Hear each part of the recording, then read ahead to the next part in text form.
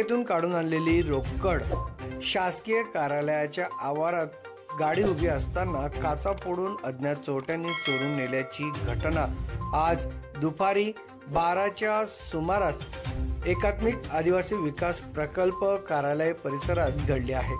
या प्रकरणी पोलिसात गुन्हा दाखल करण्याची प्रक्रिया सुरू आहे।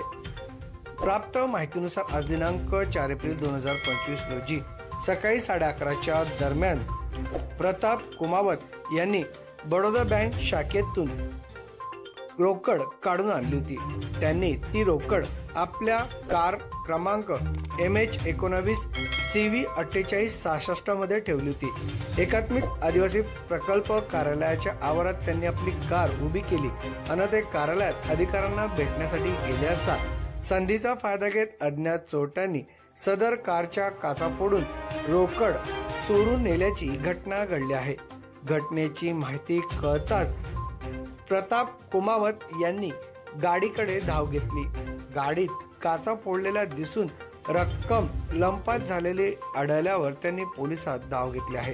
गुन्हा दाखल करण्याचे काम सुरू